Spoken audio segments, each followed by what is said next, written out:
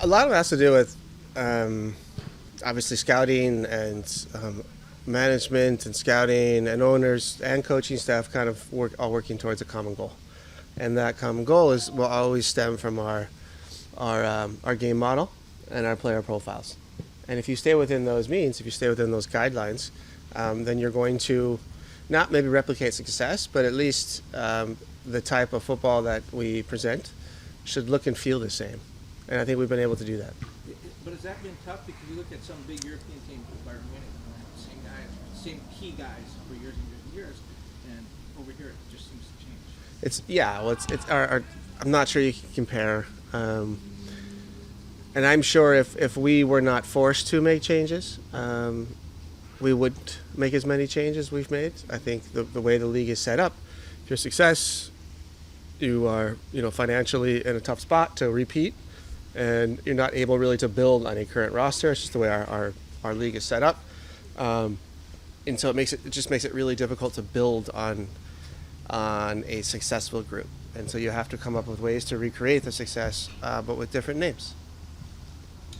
Just provide an update on the group over the last 2 weeks, and also the health of players coming back from international duty. How do you think you guys are as a collective? I don't think any coach likes this window in the middle of playoffs, and that affects every team. And so it's just not ideal. But we have a couple guys who have some long travel that have to. They're back. Thankfully, all safe and sound, and maybe have some rhythm as far as games go. But certainly, the travel is a beast for a lot of these guys, and it's a lot to deal with. And it it does disrupt your weekly work, but this isn't the first window, and we've done this many times, and so we'll be prepared for sure, and we are all on board and healthy.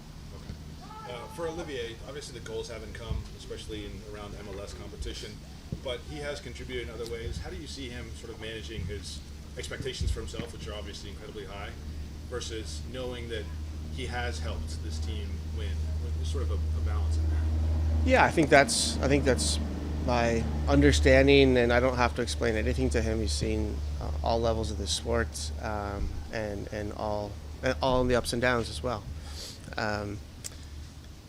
The work rate for the team is always more important than scoring goals, and from any attacker. And then depending on how many goals you score or how many few you score, that ratio kind of goes up and down in either direction. Can fluctuate for attackers, and I think that's he's well aware of that, and he puts the work in every week, every day. For opponents who face you, they're going to have to either plan for having Olivier in the 9, or maybe Bogusz, which is a different profile, and you guys do different things. How much of an advantage does that present to you that they don't quite know which direction you're going to hit them with, but you have both and they're both effective?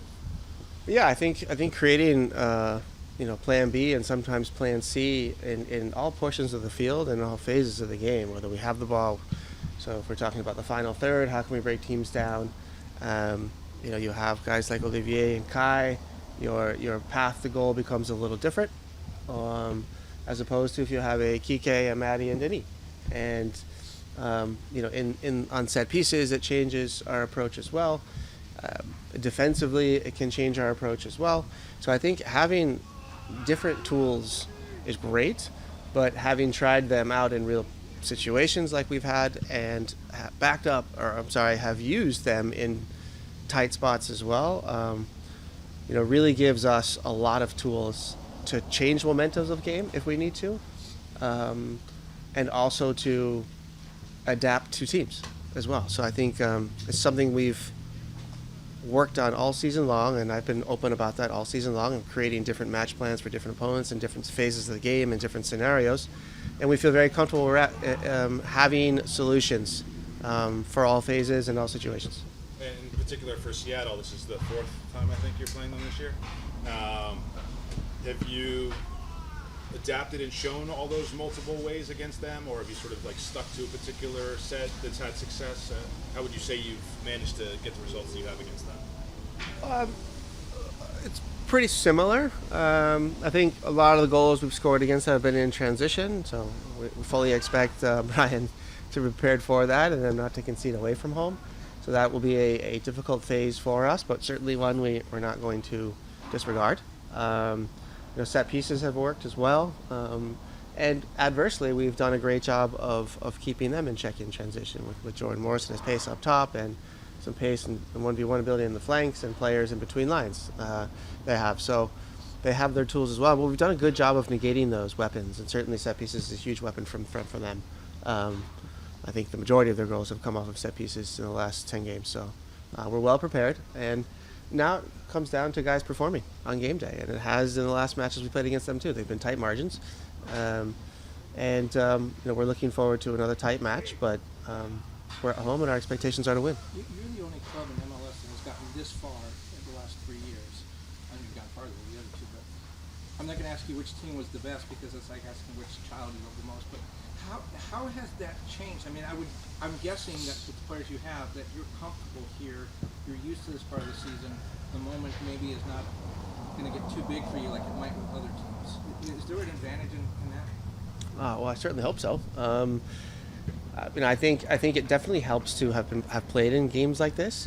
But if you have not, the motivation will be much higher if you have not. So there's give and takes. And no, certainly do not have a favorite. Every team poses its challenges, but also every team has its advantages and opportunities. Better said. And this particular team has experience, has some youth as well. What I really appreciate about this group is we have different ways to break teams down, depending on who we line up and how we work our bench and how we sub players in. So there are many different ways we can beat teams and many tools and different tools. So it seems to me at this stage in the season like a very, very well-rounded roster.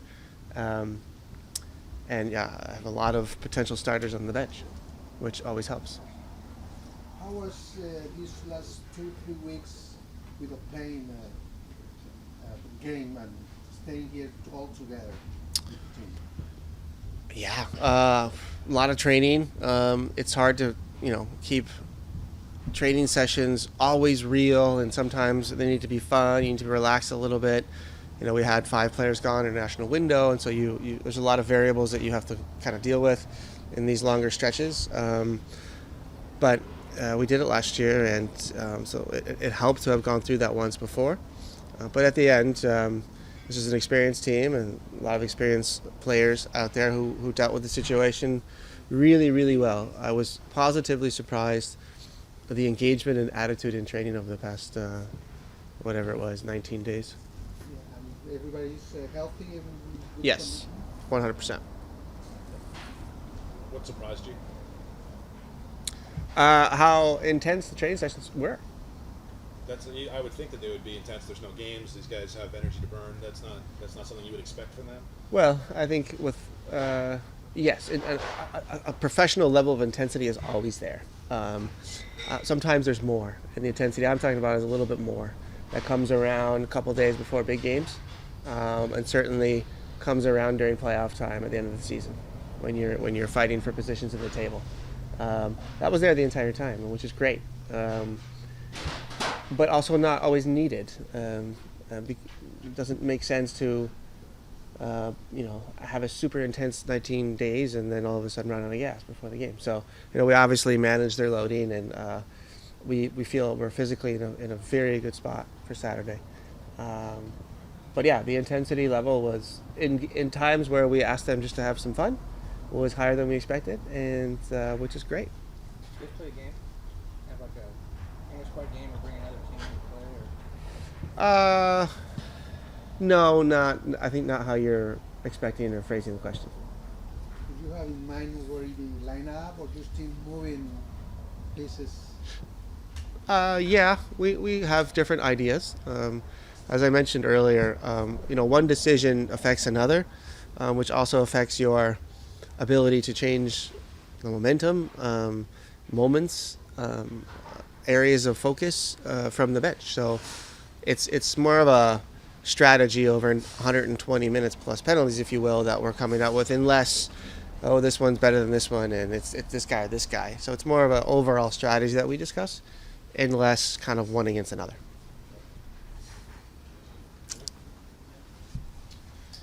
Chandrima, go ahead and ask your question over Zoom. Hi, thanks, guys. Two questions.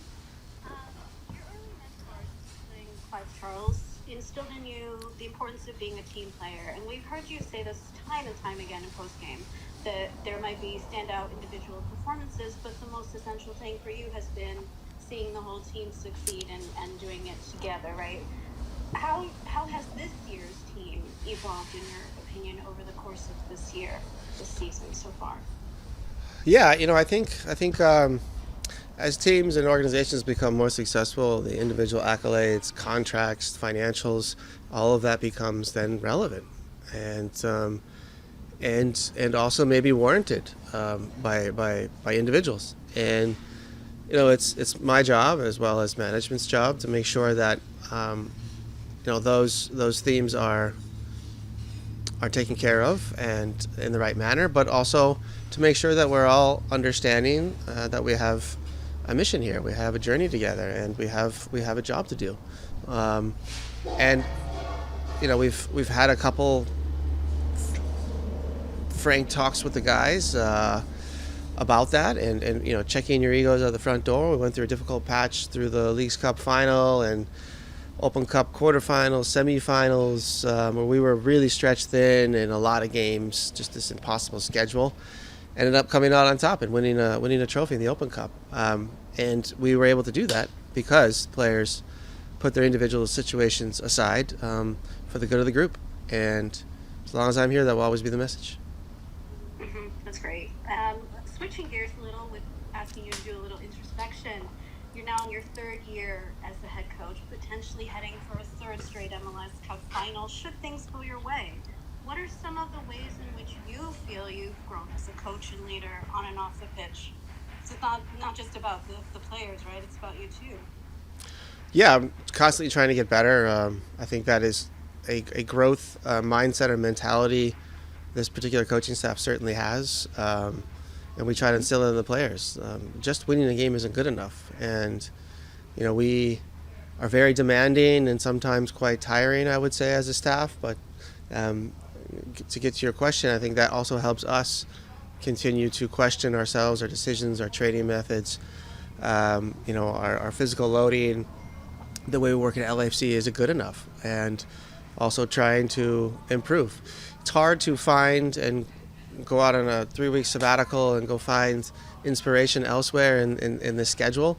We don't have that luxury, so within our means, we're trying to find inspiration and ideas from other coaches, other organizations, to continue to get better and to grow, because that is the true goal. I think just winning isn't enough. It's trying to improve from year to year, and that's that's something we really believe and we act on, and we work in that environment on a day-to-day basis. I couldn't be prouder of this staff.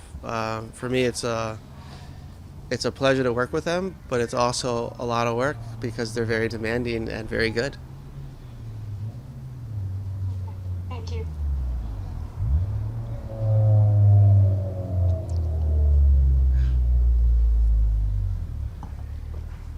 Michael, you're up. Sorry, I broke up there for a second. Hey, Steve. Thank you, Logan. Steve, I know you're a guy that likes to look forward instead of backward, but almost exactly a year ago, you went up to Seattle and won the conference semifinal there. And this year's team, a lot has changed since that, since those 12 months. 11 of the 20 guys who you took last year to Seattle, only 11 of those are on the current roster. And just how would you quantify all the shifts that have taken place over the last 12 months, including, there's a time in training camp where you had to bring in some LAFC 2 bodies just to have training, and some of the ads that you've made and some of the subtractions and all the growth that's happened over the last 12 months. Yeah, I think John is a better one to sit here and talk about roster volatility and changes and rules and finances, but there's been a lot of changes, and I think the only way to deal with that is to have a clear path on the field. And when we do talk to players and we onboard players, the onboarding process is pretty seamless. We're very clear with how we want to play and with our expectations of how that player fits into our model and our way of playing. Of course, we adapt to the attributes of the player a little bit and the individual, but for the most part, we find players whose natural habits and behaviors will fit in well with our model, or within the framework of our model. And so that is very key in creating a winning side with a lot of changes. So far, it's worked, and we'll continue down that path. But in an ideal world, you keep building with the same players, and you make a few changes here and there to try to improve, but you have less changes from year to year. But that is a bit of a pipe dream in our league.